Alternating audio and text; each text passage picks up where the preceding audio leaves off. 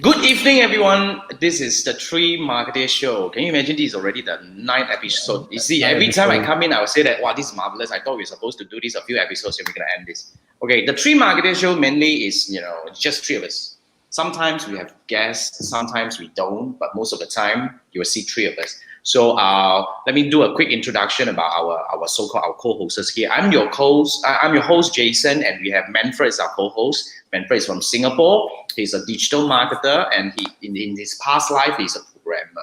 And then on the other hand, we have Andrew. Andrew is a very seasoned digital marketer, and he actually salesperson, and he did a lot of things in the past 30 years. He has accumulated very crazy experience, and he's really here to share how can he help you to really turn your business digital. To digitalize your business in a very meaningful way.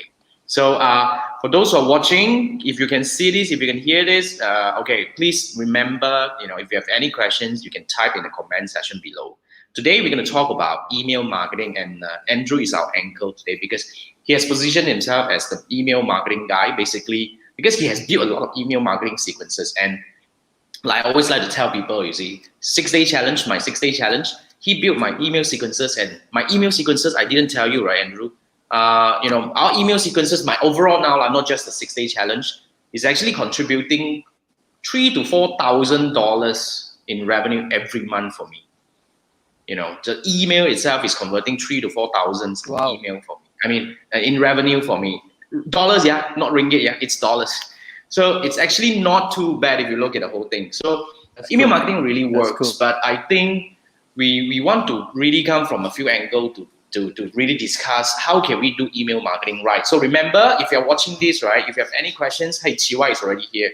Right, if you have any questions, please type in the comment below. And if you believe this is something that is useful for your friends, you can share this to your friend. But of course, if this is the first time you're watching this, welcome in. Remember to hit the subscribe and follow button so that you'll be notified whenever we go live. So, as we're going to start this thing, we're going to start grilling Andrew. But before we want to start grilling part, let me give my co-host some chances to introduce themselves and what is their take about email marketing. What are the experience they have in email marketing? Maybe we can start from Manfred. Email marketing, in my opinion. Maybe you should introduce us because we may have some new people here. Okay, for those who still don't know me, I'm Manfred here from Singapore. I spend more time on Facebook marketing, but that doesn't mean that I doesn't touch other digital marketing. Email marketing is, if you read the Russell Brunson's book, he did mention that this guy, he went for some TV contest and supposed to get more leads come in. So during his TV host period, if he have collected a lot of emails, he can send emails out to reach people. That will be a very powerful tool. But unfortunately, that TV host didn't collect emails. And email marketing is one of the most important digital marketing tools compared to many other things. I remember I did some research for some statistics. I think in terms of email and social media, I think email actually is the first check of the day. And in terms of total users worldwide, email also outshines social media. Conversion rate also outshines social media, 6% to 1.9%. In terms of click-through rate, also better than social media. And in terms of ROI, is insane. And there's a lot of digital marketing experts swear by email marketing. But doing it well is a different story. But let's leave it to Andrew to take over. So yeah, thanks Manfred. Thanks. I think that these are good insights, but of course, basically, I want to actually pass it. I want to hear it from Andrew himself. What is your take about email marketing? What do you think? Why is this important to a lot of businesses out there? You gotta hand it to Manfred. He's our research expert, man. Next time if I want any data, I will say Manfred go and find us some information. Email is definitely important. Like Manfred mentioned, half of the population has email account, and these are active email accounts. So if you look at conversion rates, I think Manfred has mentioned it. You see, generally in traffic, there are three types of traffic. Okay, one is traffic that you control. So what does it mean is basically, for example, if you want to target a certain group of people, for example, those are basically you run ads, right? So you have certain audiences and all those things. there are also traffic that you do not control. So if you run blogs and all those things, you're dependent on SEO. You're dependent on Google search. But traffic that you own is primarily your email list. Because once you have this email list, you can practically send any emails to anyone as long as you send them clearly at any one time, And 60% of consumers basically have indicated that they bought something because of an email that they received. So that's huge. So in terms of email, obviously in the digital marketing mix, you will have traffic, which is Facebook and all those things. The email should be a part and parcel of the consideration when you do your digital marketing, because that's where you do follow-ups. I mean, for example, you look at it in email. When you sign up for a media account, what do you use to sign up? It's your email. When you buy something online or when you do a transaction online, where do you receive your receipts? Either it's post, which is now no longer happen. It's basically from your email. Your utility bills is email. You want to do your tax return, same thing. They will send you email confirmation. You forgot your password to your social media. What do? Email. So email is already this year 49 years old. And social media, since Facebook, if you use Facebook as a reference point, is about 14 years.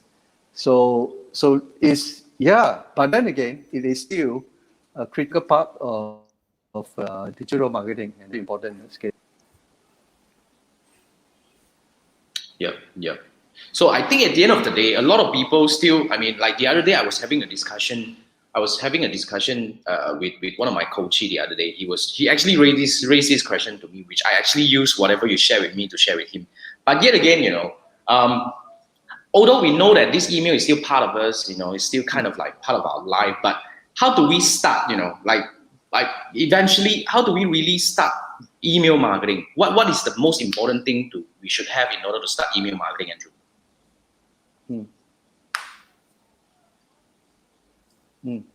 Now, obviously, the good way to start is to have your own list. Now, not many people when they have their own email list. So you can go back to basically using your name cards that you collected, enter your email into it. At least use those which is about 1 old. Don't go back into like 10 years old name cards, but you can actually start from that. Another method is you can either put up a lead magnet or basically a freebie that somebody would need to give them their email, and you can get that freebie. It could be a document, it could be a guide, and that's how you collect your email address from there on, and you nurture them accordingly. Okay. I think the lead magnet part is really something that worth noticing, because recently I actually kind of like experimented myself, right? To be frank, if you look at because I've been testing things, Andrew and I has been testing things, because to build out my funnel, and of course the funnel that we built has expanded into different kind of funnel, and we actually have multiple funnels running right now. And what I realized is email, is really something that, like, I totally agree that it's really something that people open every day. But in order to start email marketing, because we have the other question the other day which is, do I need to have a list first, right? But I think at the end of the day, lead magnet plays a very important part. But yet again, when you come back to the list, right? But Andrew, what is your take? You talk about lead magnet. Other than that, because you're mentioning, you can dig in on your name cards, whereby you can actually check your own name cards. This is really some method that I don't prefer, because to be frank, most of the name cards are either old, and a lot of them are using their company email, and the company email may not last because people may leave their position, and eventually this will have a lot of hard bounce rate. Okay, so this is one of the things. Now we also talk about using lead magnet, but what are good lead magnet examples? Can you actually give us some? We are still at this topic of how to build email lists. In your opinion, what are the good methods? Or probably if you want to talk about lead magnet, what are the lead magnet examples that you can give to us to probably kickstart this thing?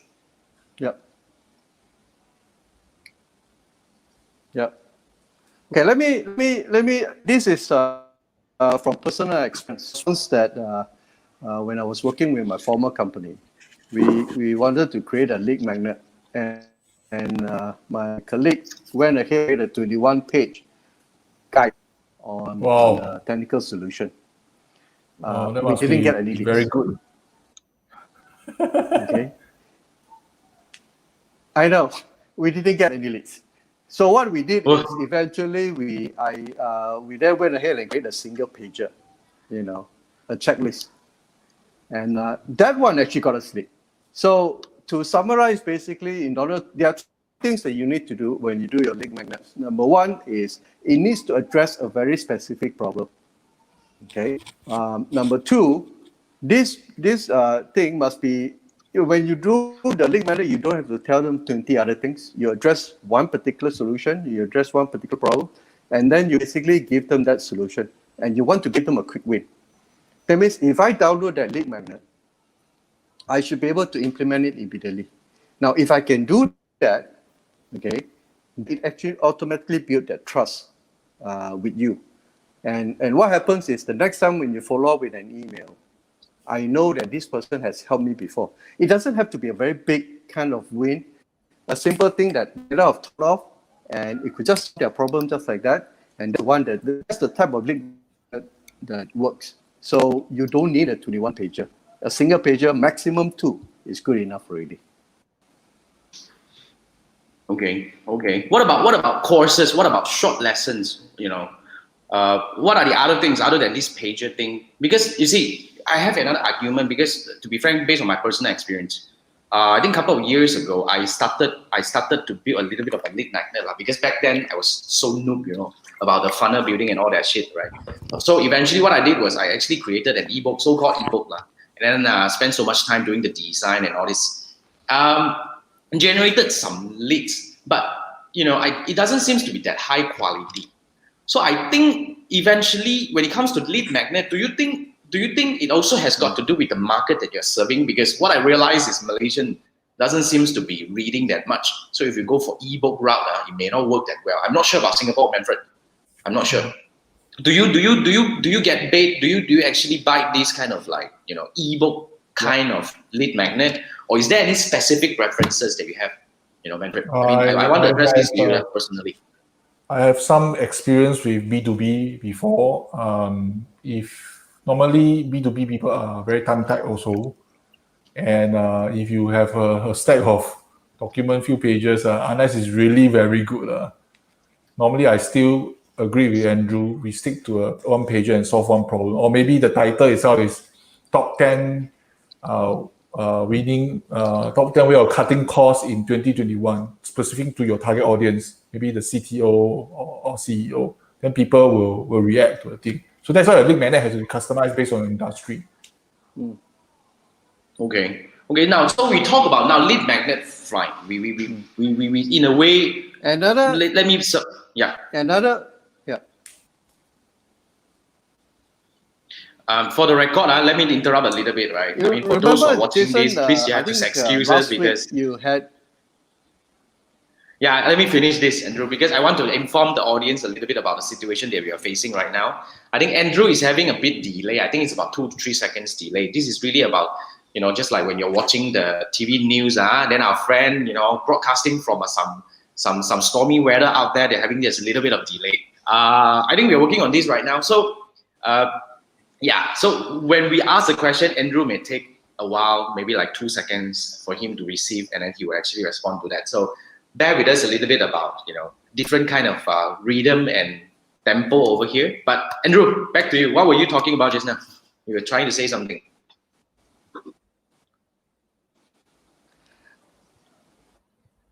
Is Andrew still there? I'm at Tatika.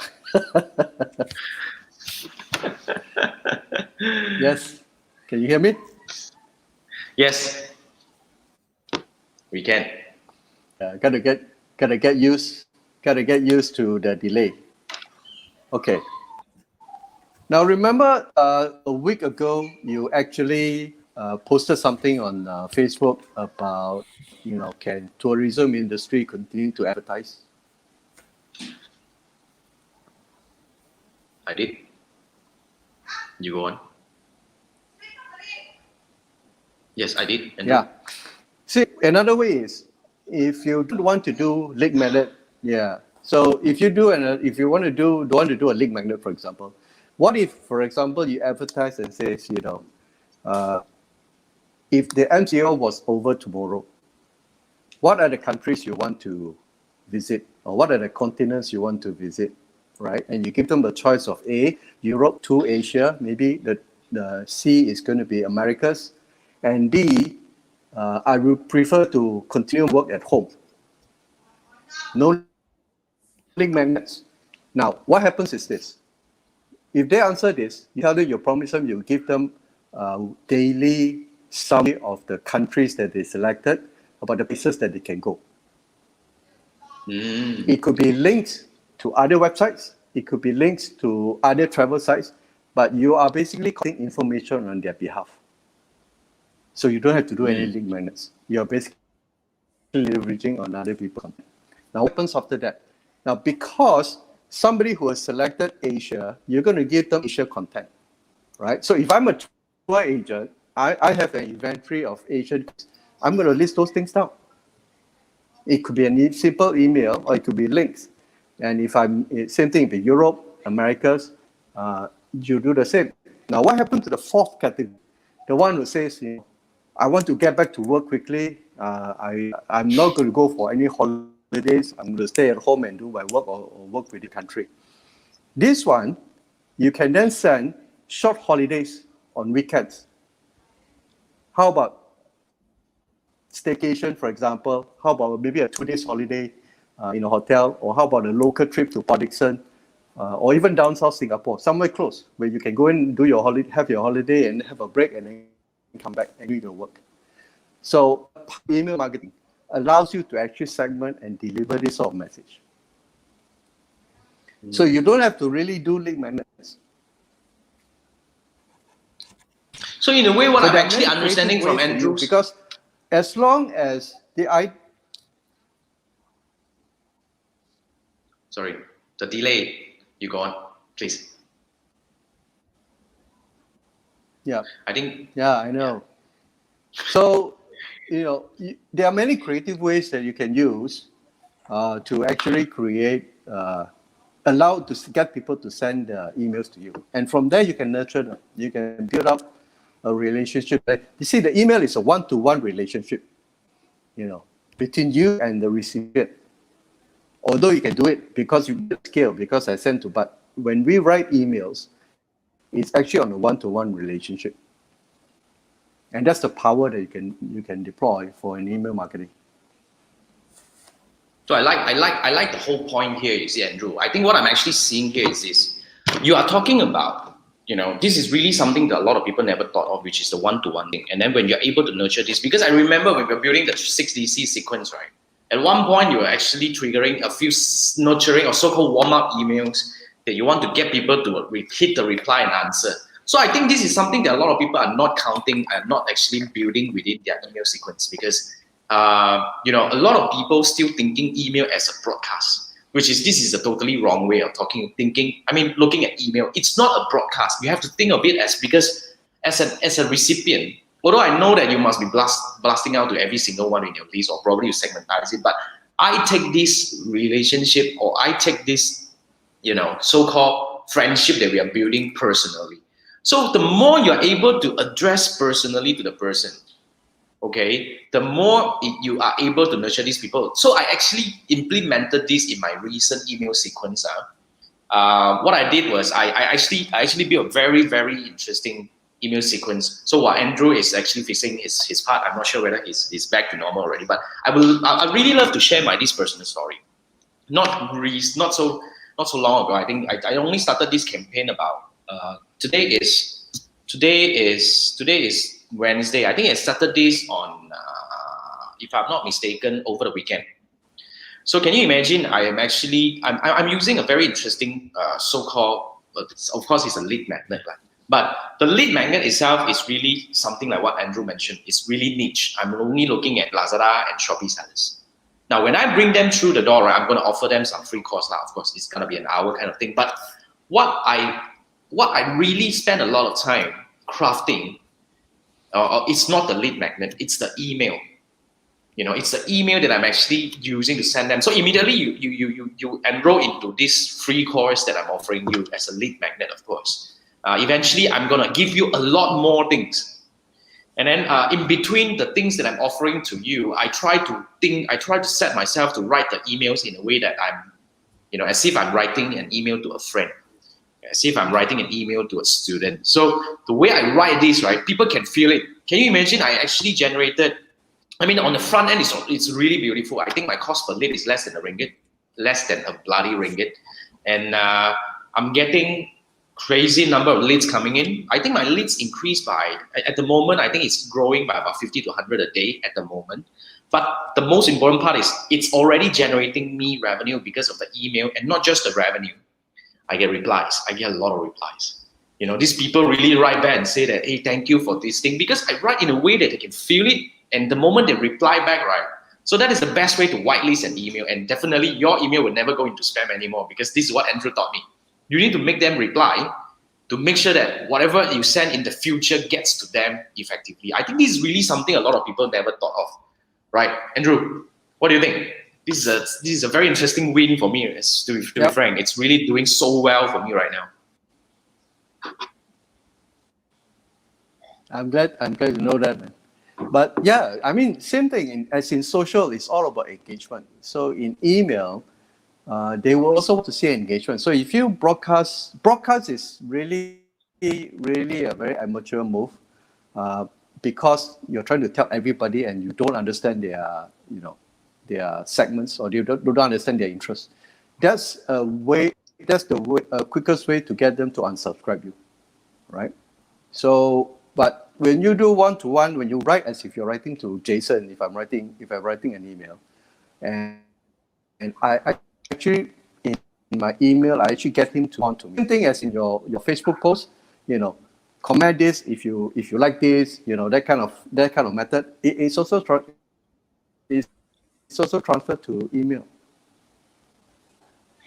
So what Andrew is saying, the way I understand is this, a lot of people, other than what I mentioned just now, when you're writing an email, you're thinking from the broadcasting way, which is like an advertising way, instead of the personal relationship building way. So that's the first mistake a lot of people are making. The second mistake that a lot of people are making is, a lot of times when people are writing email, they are not writing email with an intention, which is the whole email lacks call to action.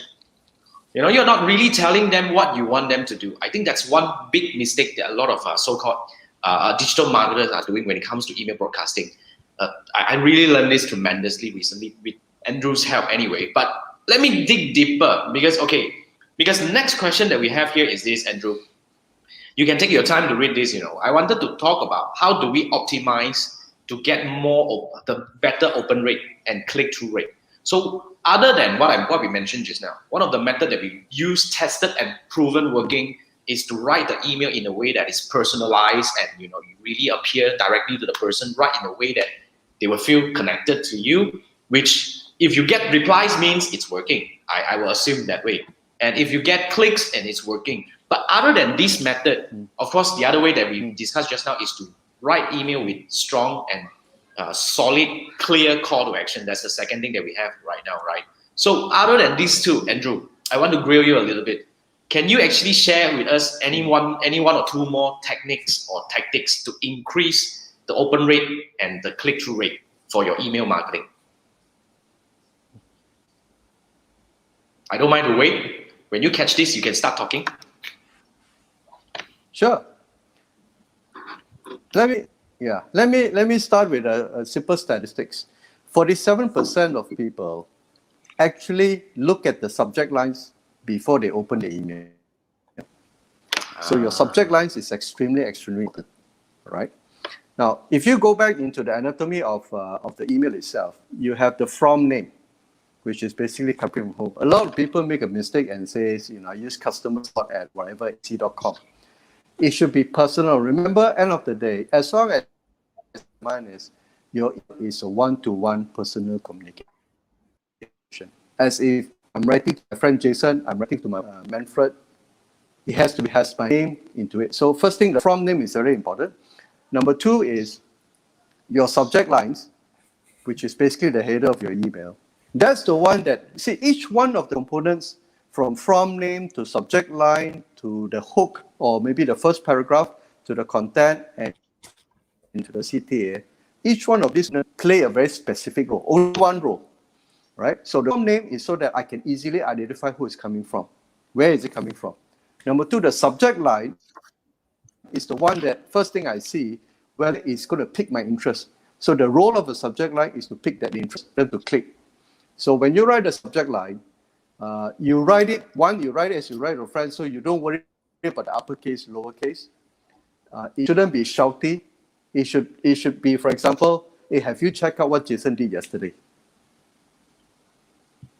Right? Start the Or have you checked question. out Jason's post yesterday? So that's one. Or instead of watch Jason's post on yesterday. So it becomes an announcement. So you don't do an announcement. All right? So we have tried uppercase and lowercase. We have tried lowercase. We have added one or two emojis, for example. So those are the method. Write as if you're writing to a friend. Because the rules are, there's no formal rules for emails. Unless if you do B2B. If you do B2C, Right. it should be open. B2B, you have to try to follow against because there's company requirements or company branding and all those stuff. But I tried, even then, I broke some rules. I didn't follow it. My open rates for those that I didn't follow the rules was actually higher if I wrote a formal email. Okay, so that's the subject line. That's about Then move breaking on to rules. the hook. Basically say when I open, yeah. So when you do hook, what are the things that actually gets you? Hook is supposed to get you to go to read on to the next paragraph, which is your content. So you start with something, as if any movies, you start with so-called a cliffhanger, or you start with something that says, give an open look, so that when they read it, they want to more. Right? So, for example, if I would do Jason's one, I would always say, do you know that I actually made 42 or 4,002 in a single email? It's open. So you say, okay, what's next? So you want to read the rest of the content. So the content itself is to help you build the desire. So if Jason is selling a course, he's going to use that in the form of a story. He's going to use that in the form of a step. He's going to use that in the form of benefits when they sign up. And finally, you have the CTA. So each one of these components of the email actually play one particular role. And your CTA, there's only one CTA. Okay. So you don't, and then the rest is basically either send them to the sales page. So that's how you actually get your open rates and CTR. And you're right, Jason. If you have not clear exactly what the users do, they don't know what to do, they're not going to click. And you know what? They're going to say you freaking waste my time by sending an email which is not very clear. Tell me what I want to do quickly. I'm busy. Just tell me what I want to hear. Get me what I need to do, and that's it. Yeah. Okay. To summarize, I think what we get from Andrew here these are really gems, man. Like, for example, what he mentioned just now, first is the subject line. Now, of course, he would not be able to just drill in and say that how to write a good subject line, but of course, his course is gonna, Andrew is actually launching a course, and his course is gonna cover that, at least to give you an idea about what are the things, that you need to take into consideration. But I personally feel the from element. I think the from element is really powerful because, after receiving email from many digital marketers and a lot of so-called gurus and all that, right? I personally feel that if you are able to really put it as a name, like for example, I could do Jason Gan. Like mine is, if you receive my email, it's really from Jason Gan. And for the record, I reply those emails. Okay, then the second thing is I do reply those emails. I read those emails. And the second thing is, when I compare to, because previously I actually tested Jason Gan from TribeUp or Jason from TribeUp Academy, Jason at TribeUp Academy. I dig back and look at the comparison in terms of the click-through rate and everything. The open rate is not good at all. It's not good at all. So Andrew gave us these are the 2 points. So the subject line, the from. So I would suggest, if you can, right, you should actually use your own personal email, because you also want to whitelist this thing to make sure that people are, feeling the connection. It's always about the connection building, because you have to really take off the broadcasting mindset when you're doing the email marketing. I think this is one of the very important things that you should get. And the third part is, of course, the copy, which Andrew was suggesting that you need to have a hook. And I personally prefer shorter email. But of course, sometimes I do send out longer emails, and those are actually by advice of my mentor over here. So basically, he has his reason, but of course, we do argue from time to time in terms of whether we want to keep it long or short form. But I personally, based on my experience, you know, I used to write something long. I think the hook part is really important. I agree with Andrew. Instead of, you know, I think making people interested in reading on is really the key. I think the first sentence plays a really important role. But of course, when you work with Andrew, he's able to give you deeper thing. But okay, now we have a question from Chi Y, you know, our good friend over here. Andrew, this is a question from Chi Y. Chi Y was asking, what is the good benchmark for open rates and also the click-through rate for email marketing? I think this is a bit open-ended. I think Chi Y understands that as well. But can we give him a benchmark, Andrew? Do you have something? Of course, we have some statistics. These are industrial statistics from our friend Manfred. So before I post it in, Andrew, I want to hear from you first. Yes. Okay. 15% to 19% is the average, but also depends on the industry. When I was doing for B2B, I would be happy with 10%. And when I was running another email campaign on a different info cost, I was hitting about 40% open rates. Wow. 40. Yeah. Powder. 40%. And the difference is this. In B2B, I cannot be too creative. There was a friend of mine who actually I helped him wrote. That's a quick story. I helped him wrote his email sequence for his B2B company. So his business is into basically data storage or security data storage. So I suggested at that point there was Avengers Endgame, right? So you had all the hype. So I suggested an email header subject line that says, what if the tunnel snap wiped out all your data? What the? They want to scare the And it was ass out of it, man. Correct. Yeah, But yeah. it was that's how, you know, you don't have to be what you call those street to be too clickbaiting, but the balance is to write it enough that to get them to see what will happen after that. You see. Unfortunately, the company didn't want to run it because, you know, they were not comfortable with it. So my experience is between 15 to 30%, depending on the industries you're doing it. Yeah, that's why I break all kind of rules. But 30% would be a good open rate. Click-through rate, you're looking at about 3. Like I mentioned, he's talking about 6%. 6% is conversion rate. So 3%, yes, depending on the offer. Then that one would depend on the offer as well.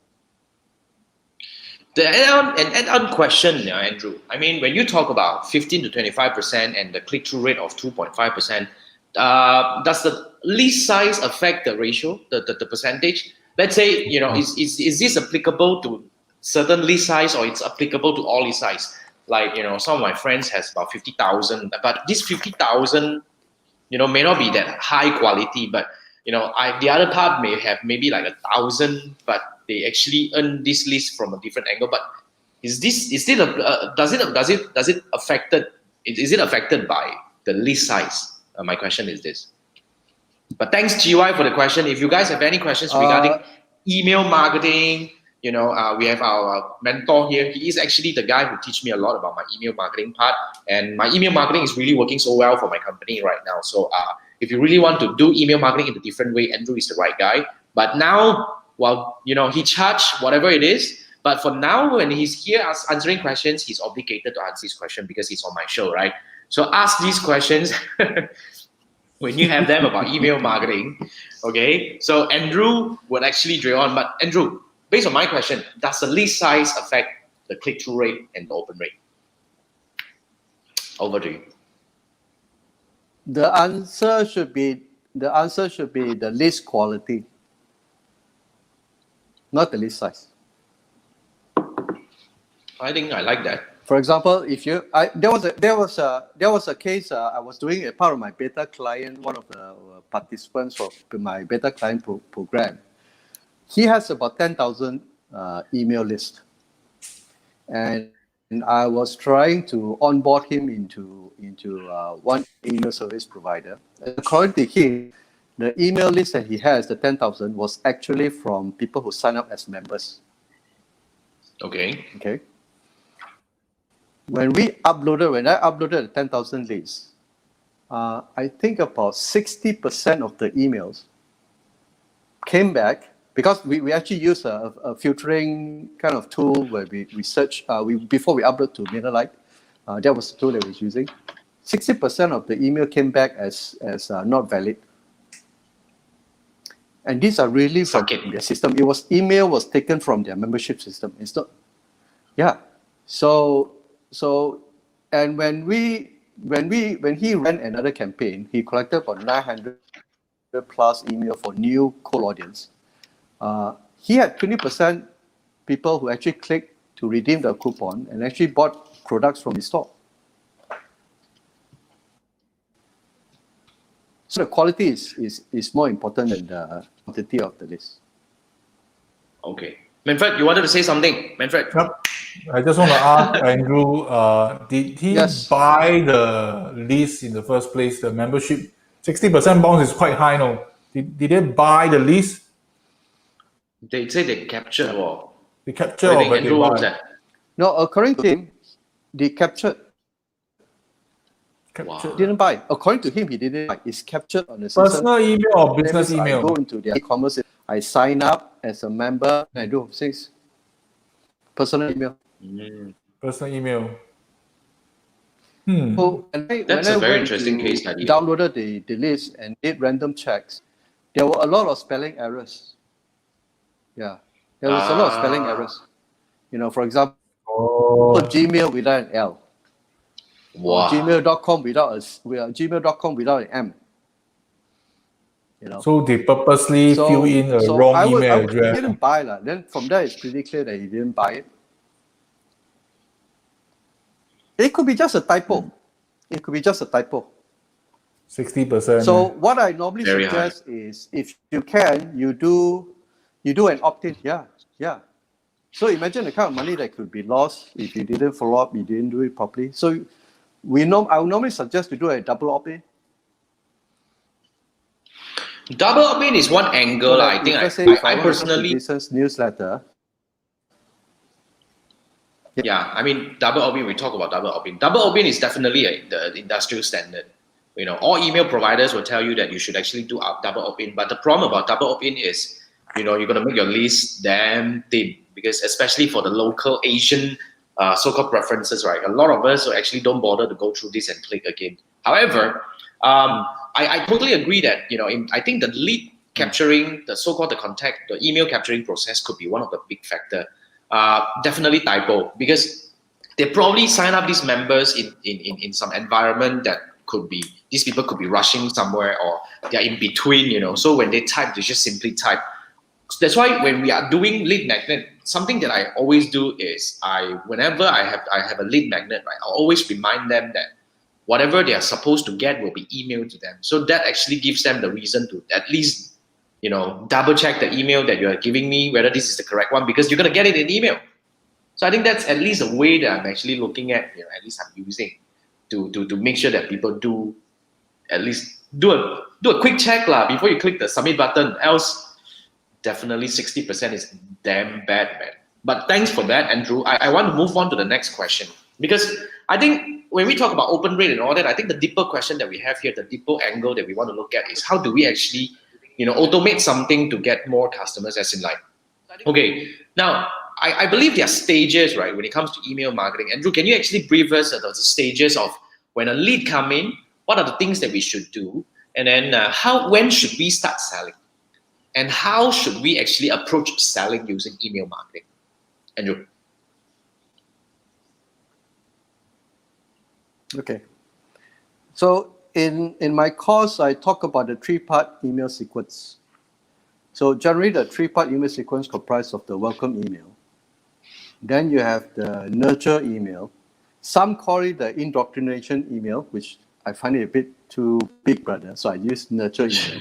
And then finally you have the sales email. So the welcome email basically sole purpose is to introduce you to them or invite them into your world to explain your background, what you do, and all those things. You can write it in terms of maybe 2 or 3 emails. It doesn't have to be a thesis. You don't write like anything more than 1,000 words on email. You probably, unless you have a very engaged audience. So maybe about 100 or 200 words, that would be just good enough. Then you do nurture emails.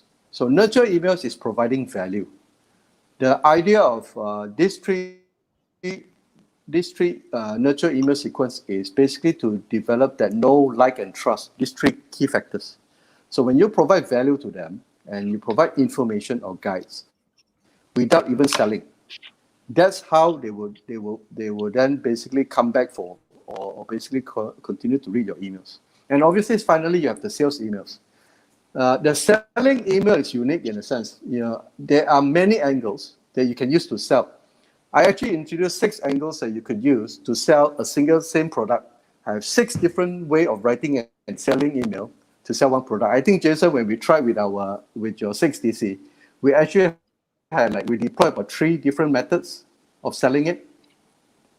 Yep. So you tested a few things. So these are the methods. Yeah, these are the methods that you could use. Basically, your welcome, your nurture, and your sell. So to answer your questions, on average is you do at least 3 or 4 nurture emails before you send a selling email. Okay, and that also depends on how hot your audience are, anyways. Yes, Manfred. This reminds me of dating. So hello, my name is Manfred. Then the nurture is nurture. Oh, you like this rose? You like this chocolate? You like this dress? Then finally, I give you my ring. Will you marry me? Correct. I think in a way, yes, but you make it too romantic already. I thought you're supposed to be a scholar, then tiba-tiba you become a Romeo. Come on, man. Correct. You meet up with agree, person meet up with person in the bar. First of all, hi, my name is Manfred. The onboarding. Okay, you want to build nurture, ma? This is the chocolate. This is the rose. This is the dress. This is the treat. Yeah. Finally, the sales letter. This is my ring. Will you marry me? Correct. I totally agree with that. I want to chip in a bit from my angle because what I'm actually experimenting, what I'm actually experimenting with this current exercise that I'm doing right now is I put a so-called a nurturing sequence. This is a welcome email, right? This is actually once they come in, we will have a series of 7 emails following them. All right, so this is what I'm actually having right now. In my recent lead generation exercise. Because I wanted to experiment if these people would actually do to actually consider buying even when they are new to my universe and it's working. What I did was 7 email sequence. Immediately once they go through the door, right? Immediately they sign up for the free training, which is a free 1.5-hour course. Okay, then they have 7 emails coming in, and out of the 7 emails, 3 of them are sales emails. I was doing a crazy experiment. Like what Andrew said, you gotta break the rules, man. Who said the welcome email cannot sell? Okay, so what I did was I wanted to see if I'm able to actually break even or even make money with my lead generation exercise, and it's working. And at the same time, it's also helping me to get my other areas growth. My Facebook group is growing. My YouTube subscriber is growing. It's kind of a way because. Remember, Andrew, the other day we were talking about I'm planning another program, which I want to see if there is any way, to make money from the very beginning. Because to be frank, the angle of looking into this is a lot of people don't have the patience, and a lot of people don't have the so-called the stamina or even runway to wait maybe like 6 months, 9 months, or even a year down the road to make the whole thing work. You see, that's why if we are able to find a way that actually can make this thing work, but of course. what makes this thing work is actually the product that we are selling has to be a total no-brainer. So that is also part of the equation that we need to plan in. You can't be selling a $247 product to a person who just subscribed to your email. But it's perfectly fine to sell maybe like $10 product to the people who subscribe to your email. But if you can, the best deal is what we actually proven with 6DC sequences. We are able to get people to pay us to be part of our universe, to subscribe to our email, to come into our list.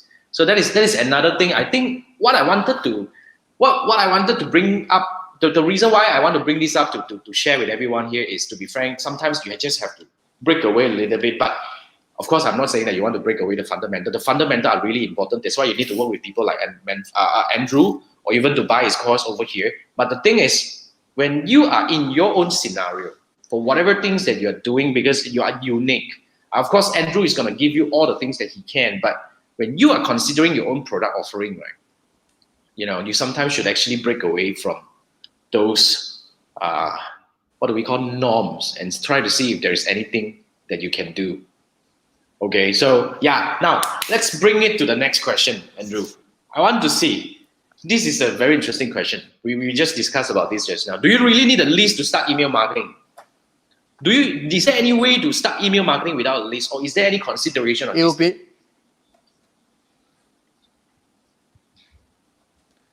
Well, you need to send to somebody anyways. So obviously a list will be nice to have, will be important. Otherwise, you got no emails to send to.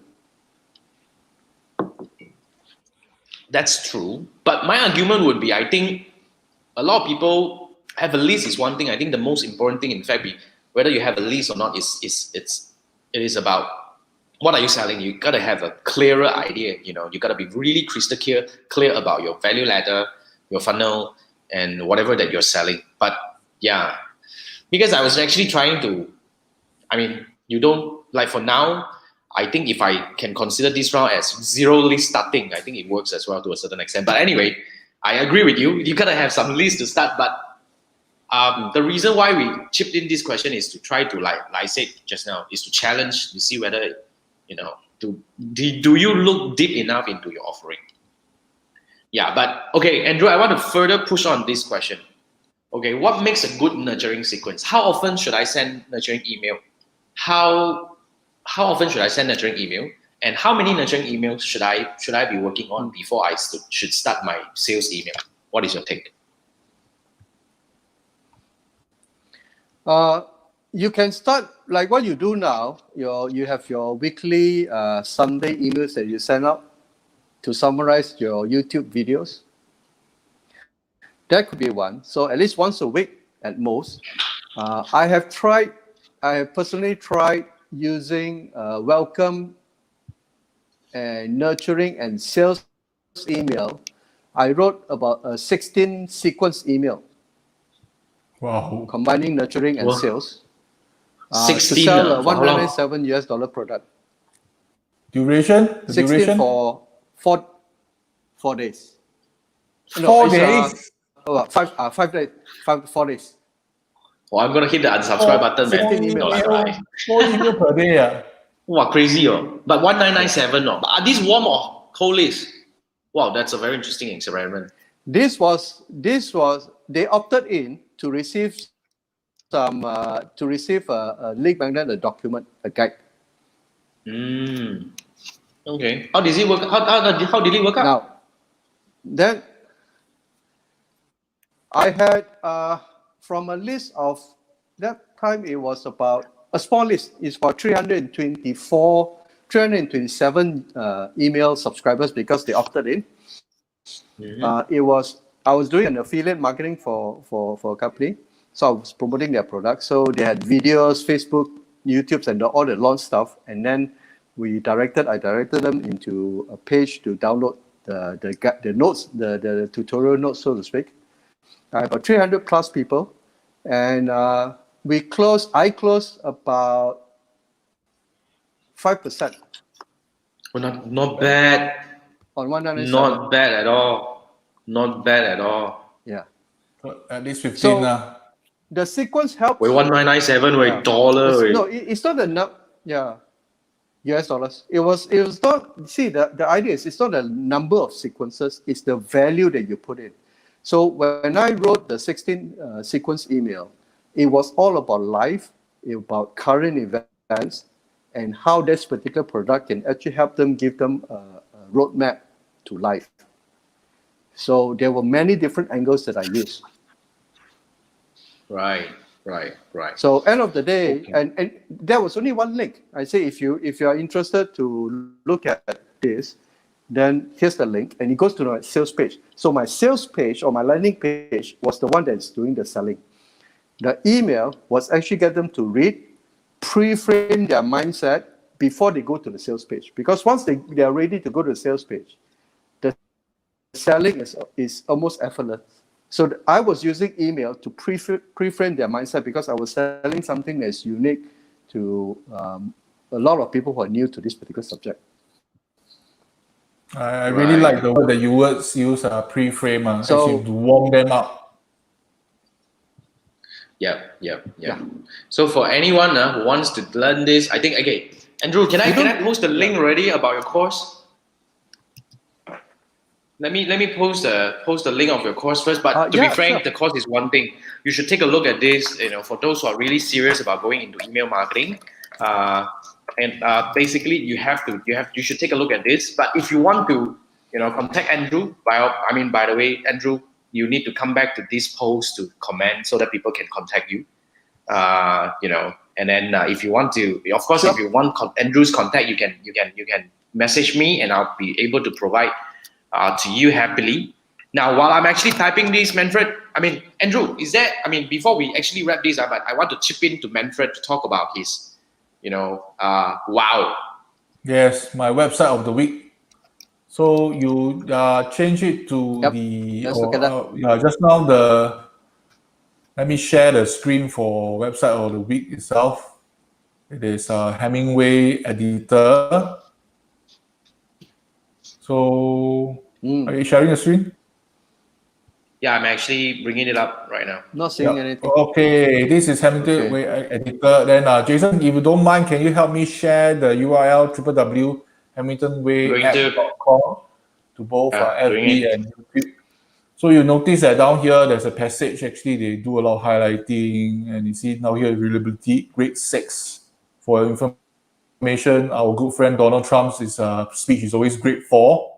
So the lower you are, the better it for people to understand number of words than add words. And passive voice is not exactly advisable. Then there's some phrases with alternate, similar alternative, hard to read, so on and so forth. So you can make changes. There's even a desktop app for it. Okay, this one is free. Okay, so the other screen I want to share with you. Let me share screen again. So today we have 2 websites of the week. 3 actually. The other one is Andrew's course. Yeah. Let me try to find the other one. This one is I use a paid service. This is called Grammarly. Okay, I open up my Grammarly. This is one of the passage. You see, let's say example, I'm talking about the Semarco landfill. You notice that they highlight this is a passive voice. So for a paid service one, they will actually suggest words to replace, but I didn't buy. I already stopped these services. But it's already very powerful. We can extend the lifespan. Then you can remove this one because instead of passive voice, it's active voice. Yes, Grammarly is quite good. So you can extend, see the spacing, the lifespan of, you see, and then now the passage is good. And you see everything is looking good. So Grammarly is one good choice. And Grammarly, I also use it for my usual WhatsApp message. They come up with a suggestion. A lot of people are using Grammarly. So both tools. So you can actually, Jason will actually share both the links out, Grammarly. It's already shared. Grammarly and this Hamilton Way. And that's all for today for website of the week. Thank you so much, Manfred. You're always the reliable knowledge bank. Any questions, any topic you want to actually go specifically, right? You have to. Thank you, man. Whoever who needs, now another thing add on, whoever who needs a good researcher, I think you should really consider Manfred. This guy I tell you, you throw him any bloody topic, he can actually come up with a lot of things for you to actually chill and all that, right? Dig deep, man, this guy. Okay, Andrew, back to the topic that we are at right now, right? Now, can you give us a summary about email marketing? Why should you do it? How to do it right? And how can you help them do this right?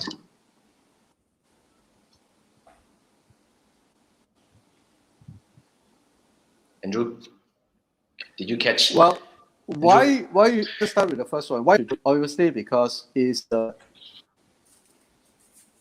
yes, yeah. Okay, let's cool down.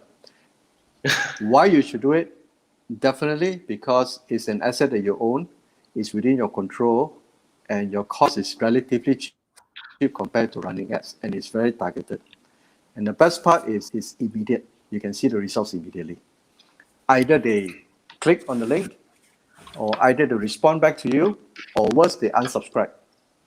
Whichever way, you get a response back to them, right? And the traffic is within your control.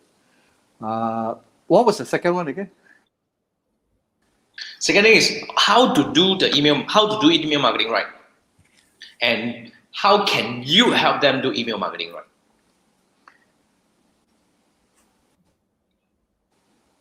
Okay.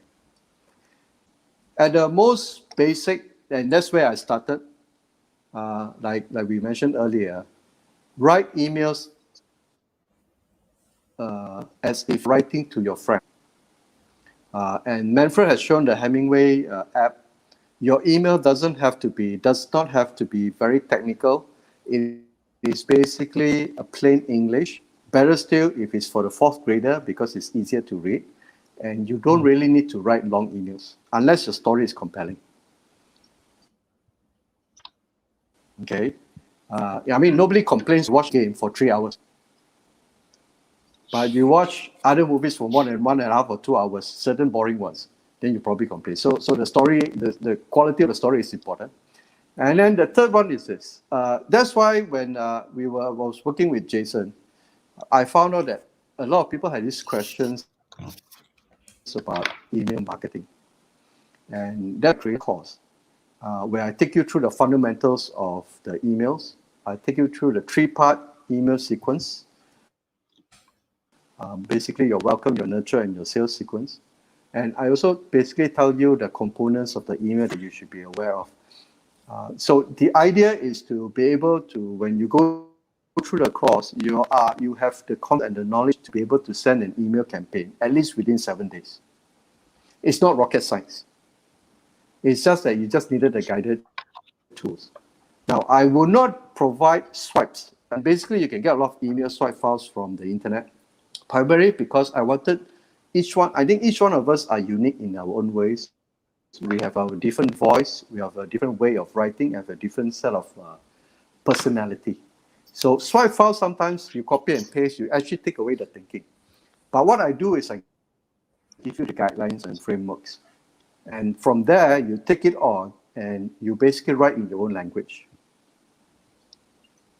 So that's the purpose of me creating this email course. Right. So basically, for those who are interested, right, I've already put in the link. Andrew actually just launched this, today. So the whole idea here is because we work together on this course very closely. Because for those who are in my FAA, for those who sign up to my 60C bundle for FAA plus my JIC, right, you should already have this course in your library right now. You can go in and access it. You can learn, and if you have any questions, right, remember to go back to our FAA group to ask. Andrew is inside there. Whatever questions regarding this course is gonna be answered by the man himself. So and for those who wants to work with Andrew and all that, Andrew is ready, and he's positioning himself as he really want to help more people get email marketing right. I think this is really some holes that a lot of businesses are actually having right now. Like what Andrew said, it's your asset. You have gathered so many emails or email addresses and all that, and these are the people who are ready to hear from you because they bought from you. Either they submitted to you and all that. You need to do something about this. And the moment you're able to do this, the what do we call, the return is huge. Like I said from the very, very beginning just now. Currently, my list I think we are closing to 2008 right now. It's growing very fast right now. It's making me $2,000 to $3,000 every month. Yeah. Okay, I'll be talking about US dollar. So it's a very good return. Can you imagine? I was having this list of about 1,000 people for the past 10 years. I couldn't even make money out of it. Not to say I want to make money from the list, you see. It's the people who are ready to buy from you, but you're actually leaving it on the table. I think that's a very big mistake that we are making right now. And like I always like to tell people, if you don't put email marketing in your digital marketing mix, you're missing the mark. Now, thank you, Andrew. I want to bring this up for our next episode.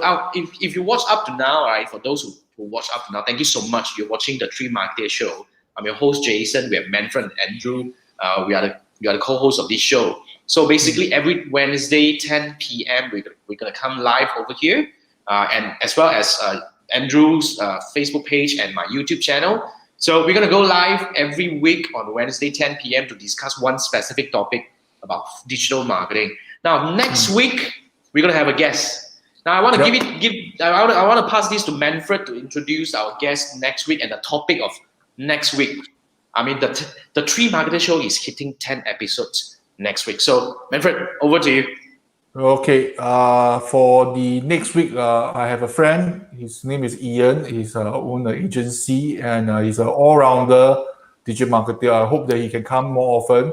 So he will be covering one missing topic that I think is quite obvious among digital marketing is SEM, paid search for Google. He will be covering that next week. And if you've got any questions, do drop us a message, then we'll find out more. But before we wrap up the show, I just want to highlight one more thing. I think we also need to mention customer segmentation. Yeah. Customer segmentation where different people is put into different buckets, then you talk to them in a different message. The content has to be relevant. And I have some marketing automation experience. I used to do Eloqua for B2B, which it was quite a steep learning curve. I realized some mistakes also. One major mistake that my fellow marketers always like to do is they like to put a lot of pictures. And they think the pictures is very important, the positioning. They are missing the mark. I think the most important in terms of email I would like to highlight is the headlines. You should spend a lot of time on the headlines. And the other thing is your offer.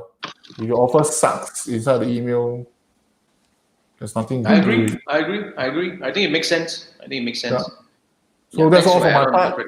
Thank you so much. Andrew, any last suggestions or any wrap up, for everyone who is watching up to now? We still got some people who is watching right now. Any last few advice or suggestions that you have about email marketing to wrap this up?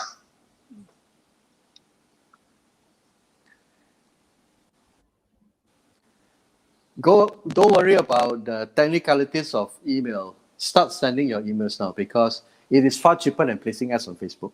It's far cheaper than placing ads on Google search, and it's available to you. And like Jason mentioned, they already know you, right? You can either learn from my class on writing the nuances of emails, or you can basically watch how other people write their emails, and then you basically just copy the guidelines from there. But start doing it because it's important now to get your message out to the people who already given your email address, and they deserve some respect from you. Right.